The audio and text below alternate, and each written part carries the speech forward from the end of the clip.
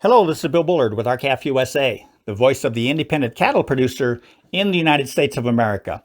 Well, please grab a pen or pencil because I'll give you an important address to write down at the end of this broadcast.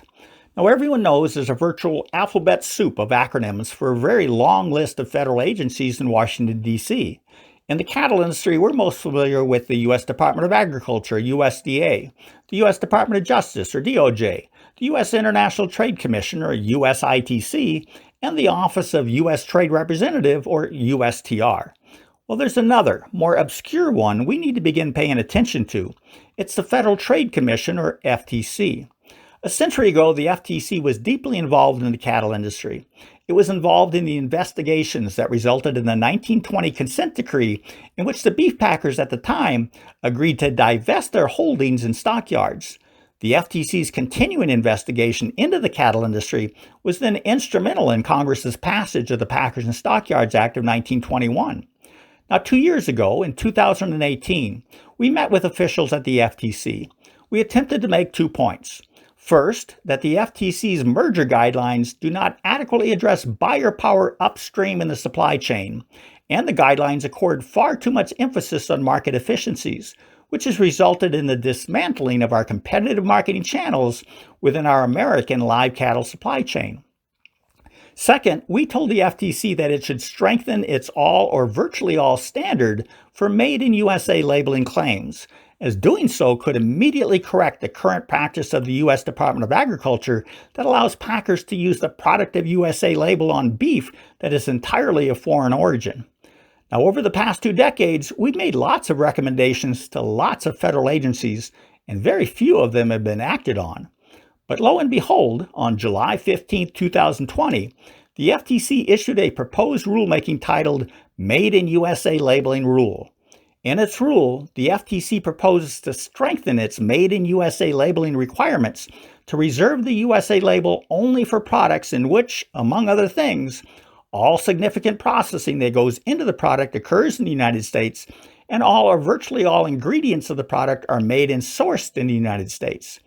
In addition, the FTC is specifically seeking public comments on whether there are any current statutes, rules, or policies that may conflict with the FTC's proposal. Well, indeed, there is a conflict, and everyone listening to this broadcast is encouraged to file comments with the FTC regarding their support of its proposal. I'll give you the instructions for filing the comments shortly. The glaring conflict is this. While the FTC wants to ensure that only products actually made in the USA bear a Made in USA label, the Secretary of Agriculture has a policy that says a foreign beef product that enters the USA and is subject to only minor processing, such as being taken out of a big box and packaged in smaller boxes, can bear a Product of USA label.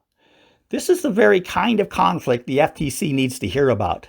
The USDA's policy that allows a USA label on imported beef deceives consumers and should be considered fraud. The FTC comment deadline is September 14th, so it's coming right up. Our suggestion to you is that you submit comments that say you support the FTC's proposal, but only beef that is born, raised, and harvested in the United States should be eligible for a Made in USA label or a Product of USA label. To submit your comments on or before September 14th, go to www.regulations.gov and type in Made in USA labeling rule. Then click on the comment box for the Made in USA labeling rule and write your comments.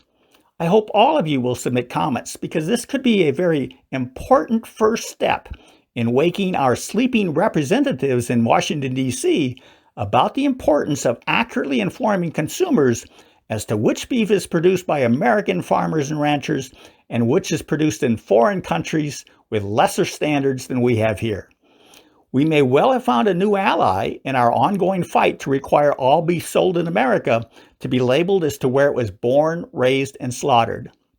Again, please go to www.regulations.gov or G-O-V and type in Made in USA labeling rule and do it before the end of the day on September 14th.